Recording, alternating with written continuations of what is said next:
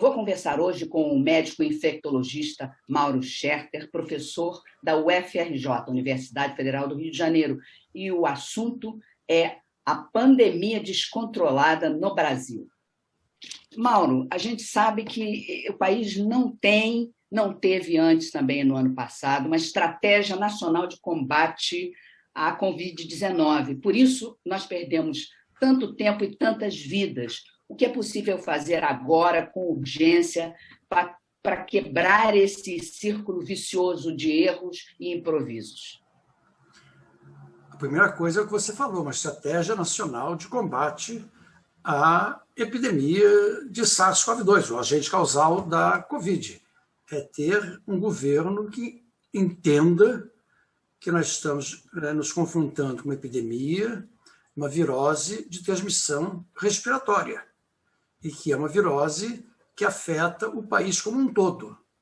E, para isso, você precisa de uma política nacional. Essa política nacional tem que ser comandada, orientada pelo Ministério da Saúde, e que ela tem particularidades regionais. Mas a primeira coisa é reconhecer que temos um problema, esse problema nacional, e esse problema é uma virose respiratória.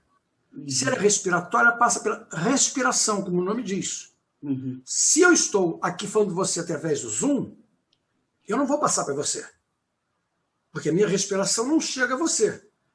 No entanto, se você estivesse sentada na minha frente, eu poderia passar para você, caso eu tivesse, e você para mim, porque eu posso respirar em cima de você e você pode respirar em cima de mim.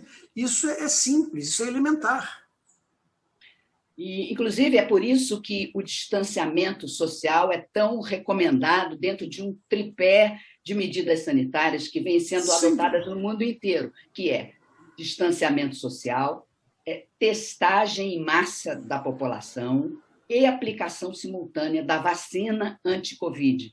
Mas no Brasil não está acontecendo isso. Eu te pergunto, nós temos condições de transformar isso finalmente numa realidade? Condições o Brasil tem. Eu não sei se o Brasil tem um governo que queira fazer isso. O Brasil já vacinou 5 milhões, quase 6 milhões de pessoas num sábado. Essa pessoa sabe fazer. Eu não preciso saber fazer, eu preciso chamar uma pessoa que sabe fazer. Essa pessoa que fazia isso, ela sabe qual é a logística de distribuir vacinas para onde vão estar as crianças. Ela sabe fazer a logística de estar as pessoas que vão dar as vacinas às crianças. Ela sabe isso. É só chamar essa equipe. Existe uma equipe que sabe fazer isso. E o Brasil sempre fez isso muito, muito bem. Independentemente se foi FHC, se foi Lula, se foi Dilma, se foi militares. É uma tradição brasileira em fazer isso. E isso é internacionalmente reconhecido por todos os especialistas da área. O Brasil era para ser, nesse momento, o campeão da vacinação contra a Covid no mundo, sem nenhum exagero da nossa parte. Sem nenhum problema, sem nenhum problema. E esse governo comete erros primários, tipo, já que nós temos X vacinas, divide X por número de estados. Não é assim. O risco não é o mesmo em todas as cidades, em todos os locais. Quer dizer, não é uma política que divide, não. Epa, tem muito mais velho, por exemplo, na cidade tal do que na outra cidade. O inverno numa cidade é diferente da outra cidade. Existe uma ciência por trás disso. E o que o governo fez, o Ministério da Saúde, foi tirar as pessoas que entendiam de ciência e colocar pessoas que não são do ramo. Quer dizer, o governo federal, no caso o Ministério da Saúde, deveria ser a cabeça dessa estratégia, desse plano estratégico. Claro. É essa a função do Ministério da Saúde. A função do Ministério da Saúde. Que funções caberiam aos municípios e aos estados, aos prefeitos e aos governadores? O Brasil tem um sistema de saúde que ele é inspirado no sistema inglês.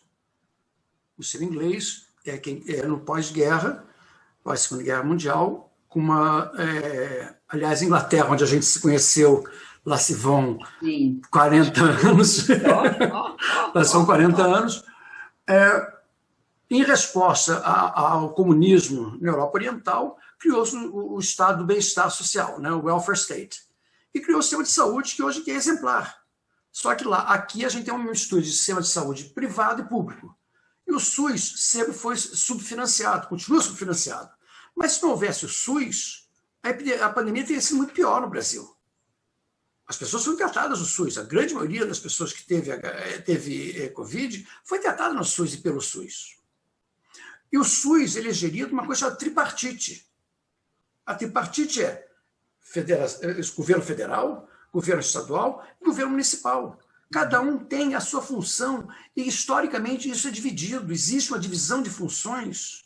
Tanto que você tem hospitais estaduais e municipais. O posto de saúde, geralmente, é municipal.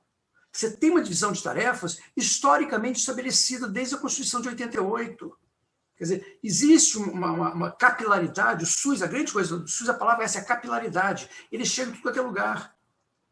Mesmo quando não funciona bem, né? Mesmo numa situação de dificuldade que nós sabemos que tem o SUS. Mas sim, sem ele, seria ainda pior a história. Não, completamente, completamente. Mas ele tem uma estrutura que está aí.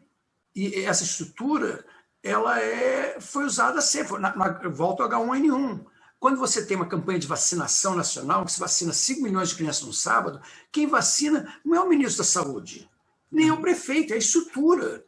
Quer dizer, na verdade, o remédio, a vacina, ela não é mandada de Brasília para a prefeitura de São João do Mato Fundo. Não é vendida. E nem em São João do Mato Fundo que compra a sua vacina. Isso é comprado pelo governo federal, mandado para o governo estadual, o qual manda para o município. Quer dizer, o governo federal não tem que saber exatamente quantas vacinas aquele município precisa. É aquele município que informa ao Estado como é que chama? Põe todo, esqueci a palavra, está me faltando uma palavra. Para o seu Estado e manda esse número global do seu Estado para o governo federal. Eles têm um papel de coordenação. Coordenação geral. E coletam as informações e enviam para o governo federal. Sim, quer dizer, a função do Estado é uma escala que tem que estar interligada e muito bem interligada para exatamente. Né? E no caso de vacinas, a gente sabe que funciona muito bem. Sabia que sempre funcionou muito bem. Tanto que, apesar disso tudo, você olhando na falta de vacinas, em números absolutos, o Brasil já vacinou muito mais que a maior parte dos países, mesmo não tendo vacinas. Sim. A gente vacinou pouco para a nossa população. Mas quando você olha o número absoluto, o Brasil vacinou gente à beça. Mas ainda falta muita gente. Sim, porque nós não temos vacina. Porque se a gente tivesse vacina... Esse é um dos problemas, né? Esse é o problema. Por um erro estratégico. Este é o problema. Porque o Brasil, se você olhar, a gente não está vacinando mais porque a gente não tem como vacinar, a gente não tem a vacina. Porque as vacinas todas que chegam são imediatamente usadas. O Brasil... Aí entra, para conseguir vacina, entra um outro lado que é a diplomacia. A diplomacia também não foi usada. Então, o que faz atrasar os insumos vindos da China, passa por aí, né? Passa por uma negociação que não foi bem feita. Na verdade, anterior a isso, quer dizer, na verdade, provavelmente a diplomacia nem precisaria estar envolvida nisso, porque eram acordos comerciais. A rigor eram acordos comerciais em que o Brasil poderia ter comprado os 100 milhões de doses da Pfizer, comprado 100 milhões de doses da Coronavac, todas essas coisas, tudo podia ter sido comprado. Sem dúvida nenhuma. Se você só olhar quanto que a Coronavac queria vender para o governo brasileiro, o Butantan, quanto que a Pfizer queria vender e quanto que a AstraZeneca queria vender no ano passado, você soma tudo isso, a gente teria vacinado todos os adultos brasileiros. Simples, naquele momento, não tinha que entrar nenhum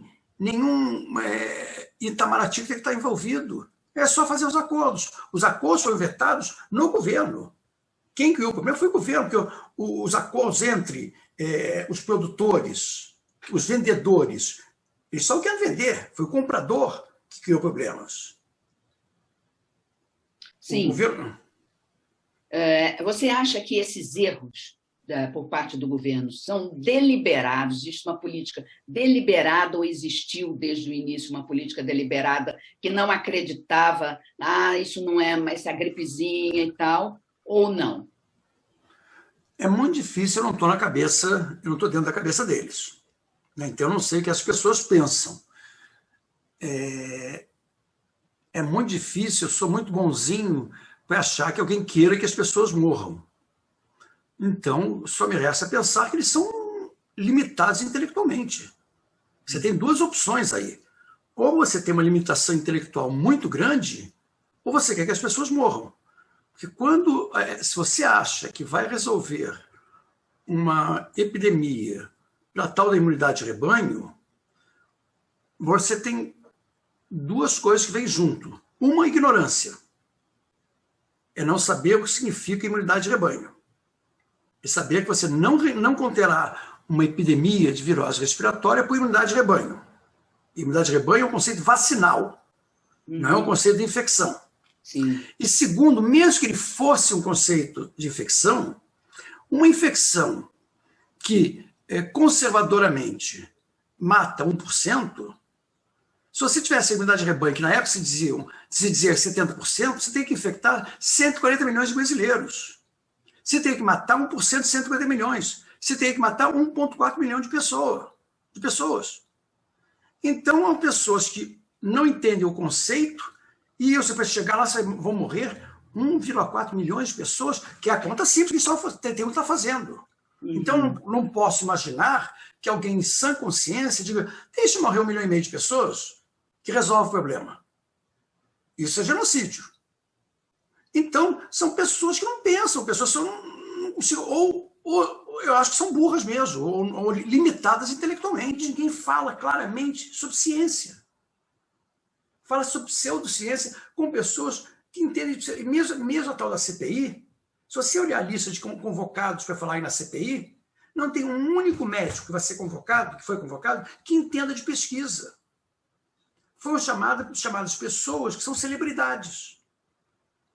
E não que tenham de pesquisa. Agora, Mauro, voltando aqui à questão da vacina. Existe uma vacina melhor que a outra? Porque uma se diz que tem 90% de eficácia no combate à Covid, outra só tem 50%. Como é que é essa história? Esse é um outro grande erro. Um erro muito grande. Não há como saber qual vacina é melhor ou pior que a outra. Porque para eu saber o que uma coisa é melhor que a outra, eu tenho que estar comparando as mesmas coisas. Eu tenho que ter o mesmo desfecho, ou seja, eu vou comparar o que essa vacina evitou com o que a outra evitou. Tem que estar comparando a mesma coisa. E eu tenho que estar fazendo que as pessoas participarem do estudo sendo desafiadas, a palavra em inglês é desafiada, iguais. Ou seja, eu tenho que ter populações, por isso tem o placebo. Eu tenho que ter populações que vão estar sendo sujeitas à mesma quantidade de vírus, na mesma frequência, e eu vou medir, no final, o que aconteceu com elas da mesma forma. Então, a definição do que aconteceu tem que ser igual. Então, começando pelo desafio, se eu faço um estudo no Brasil, no verão, e eu estudo nos Estados Unidos no inverno, já não é igual. Se eu faço um estudo no momento em que a epidemia está no pico e outra epidemia está na baixa, eu já não estou comparando as mesmas coisas. Eu estou comparando dois goleiros, em que um goleiro estava o Neymar chutando, o outro goleiro estava eu e você chutando para o gol. Já não estou comparando coisas iguais. E eu tenho que comparar o desfecho, quer dizer, o que foi evitado. Se foi evitado Covid sintomática, eu tenho que definir o que é Covid sintomática. A tua definição do estudo tem que ser igual ao do outro estudo. Eu não posso, acompanhando 30 mil pessoas, ver as pessoas todos os dias. Então, cada um tem que definir o que é Covid sintomática e como é que isso foi detectado. Então, as definições não são exatamente iguais. Mais que isso, eu tenho que me comunicar com você com alguma frequência.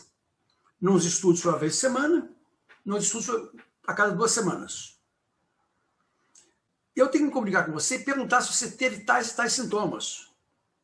Se eu ligar para você hoje, a última vez que eu liguei para você foi há 2 semanas atrás, você pode ter tido 2 semanas atrás, no dia seguinte eu liguei, você pode ter tido uma dor de cabeça, um mal-estar, um escaneio escorrendo, e até ter esquecido já. Que não é igual a te ligar no dia que você está tendo isso. Mas segue isso. Se você teve isso, você tem que ir lá fazer um PCR.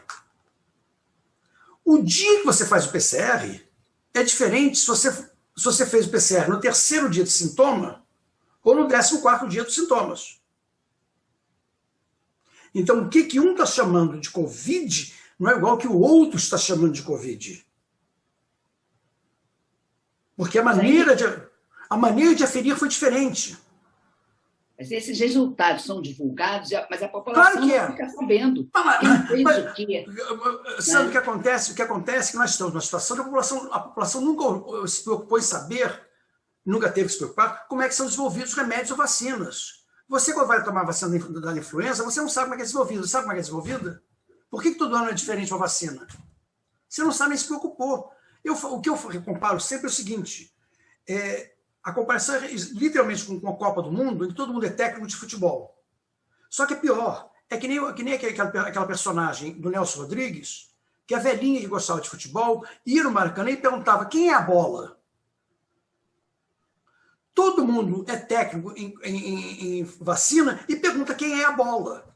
Porque as pessoas, inclusive os que comentam, muitos dos que comentam na televisão, não sabem definições básicas de como são feitos estudos vacinais. Como essas coisas que eu te falei agora. São coisas absolutamente básicas. É beabá, aquele 101 em inglês, né? A primeira aula de vacinas. As pessoas não sabem isso. Se você quiser comparar de verdade, você poderia comparar, para começar a comparar, por exemplo, morte. Porque morte é igual a qualquer lugar. Morreu, morreu. Mas eu tenho que comparar a morte entre os que tiveram. E eu tenho que saber quantos tiveram de verdade, que não é tão simples assim. Não. Claramente não. Quando você olha populacionalmente, o Serviço de Saúde inglês semanalmente publica seus dados. Na Inglaterra foi usado AstraZeneca e Pfizer. Populacionalmente, na Inglaterra e na Escócia, em separados, as duas têm impacto absolutamente superponível em hospitalização e óbito. Ou seja, eles sabem X milhões foram vacinados, com X com outros. Eles sabem que todo mundo foi internado. Então, dos X milhões que foram vacinados, tantos morreram. Dos Y milhões que foram vacinados, tantos morreram. Então, a proteção contra morrer foi igual nos dois. Todas essas vacinas, em tese, aprovadas pela Anvisa, elas são importantes para o controle sanitário, que é o controle coletivo, não é? Agora, individualmente, pode não funcionar para mim e funcionar para você a mesma vacina. Mas não é bem assim. Não é isso, não? São duas coisas diferentes. Primeira coisa, é melhor voltando à metáfora futebolística, é melhor ter um goleiro ruim no gol do que ter um goleiro nenhum. Né? Melhor do que o gol ficar vazio ter algum goleiro. Quando você diz que a vacina, digamos, é 80%, tem eficácia de 80%, pode querer dizer duas coisas bem diferentes. Pode querer dizer que 80% das pessoas estão completamente protegidas e 20% das pessoas não estão nada protegidas. Ou pode querer dizer que todas as pessoas, 80% das vezes que se encontrarem com o vírus, não se infectarão e 20% das vezes se infectarão. São coisas completamente distintas, não são? Totalmente. Em que a gente vai confiar? Na verdade, é a segunda coisa. Na verdade, As vacinas, na sua grande maioria, o que acontece é que ela diminui a chance de cada indivíduo em X% de se infectar ou de morrer. E isso tem relação, isso na média da população, e isso vai variar com idade, geralmente, nenenzinho, nos extremos de vida, nos extremos de idade, a capacidade de resposta do organismo é menor do que no meio da idade. Evidentemente, um jovem de 20, 30 anos tem mais capacidade para qualquer coisa do que um senhor de 98 ou um bebê de 2 meses. Isso é intuitivo, para qualquer coisa. Desde um braço quebrado até a resposta à vacina. A segunda coisa é genética. Por que algumas pessoas têm um resfriado e ficam doentíssimas, a outra pessoa com o mesmo resfriado não tem nada? É genético. É a relação dessa pessoa com este vírus. Pode ser que no outro surto de gripe seja o oposto. Aquela pessoa fica doente a beça, a primeira... É genético. Sim. É estado nutricional. Uma pessoa caquética responderá pior à vacina do que uma pessoa bem nutrida. Então, você tem vários fatores que vão variar. Então, você não pode dizer para você, essa média de 80%, se ela vale para cada indivíduo, não valerá para cada indivíduo. Ela vale 80% para a população como um todo. Sim. Eu não tenho como saber se essa média de 80% é para mim 80%. É para a população. Por isso que eu preciso da população toda vacinada. Ou mais próximo de toda a população vacinada. Porque, na média, 80% das vezes estaremos todos protegidos. Do ponto de vista da gente, de quem toma a vacina, a gente nunca tem como saber se a vacina pegou ou não. Né? Quer dizer, existem vacinas, existem infecções que você sabe que isso se chama correlatos de proteção. Ou marcadores de proteção. Você sabe exatamente qual é a coisa que faz a pessoa estar protegida. Então, por exemplo, em hepatite B, você sabe se a pessoa tem tal anticorpo, anti-HBsAg, quem tiver anti-HBsAg num título, numa quantidade acima de 10 unidades exatinha, essa pessoa está protegida. Sabe-se, é conhecido. No caso da SARS-CoV-2, não se sabe o que que coisas fazem a pessoa estar protegida. Não sabe-se exatamente quais são os correlatos de proteção. Porque geralmente o organismo não se defende com uma única forma. Não é que a gente só tivesse, nosso sistema de defesa fosse só avião. A gente tem avião, tem tanque, tem cavalo, tem soldado, tem um monte de coisa. Sim. Qual que é o importante, qual que realmente defende contra este vírus, não se sabe. Quando você souber, por exemplo, no caso da hepatite B, sabe-se exatamente. Então é muito mais fácil fazer a vacina e muito mais fácil você produzir uma nova vacina. Porque qualquer coisa que produza aquilo que você quer, você não precisa nem testar a vacina. Se ela produzir aquilo, a pessoa está protegida. Se eu arrumar uma coisa que faça aquilo para a pessoa produzir mais daquilo, ela está mais protegida, eu já sei. Mesmo vacinados, nós todos temos que nos comportar como se não estivéssemos vacinados. Não é? Sem dúvida nenhuma. Não há, e já se sabe, não há proteção absoluta. Sabe-se que quem já teve tem menos probabilidade de ter uma segunda infecção. Mas existem dezenas e dezenas de casos muito bem documentados de pessoa que teve uma segunda infecção, uma terceira infecção. Isso é muito bem documentado, só a menor dúvida que quem já teve pode ter de novo, e a segunda vez pode ser mais grave, menos grave. Não há uma relação direta entre a gravidade da primeira infecção com a segunda infecção. Eu agradeço a sua participação e quem Obrigado. sabe venhamos a nos falar outra vez ou outras vezes a propósito de boas notícias. Temos boas notícias, acabou a pandemia. Querendo, manda um zap, telefona, eu estou aí. Beijo, Mauro. Obrigado pelo convite. Obrigada a você.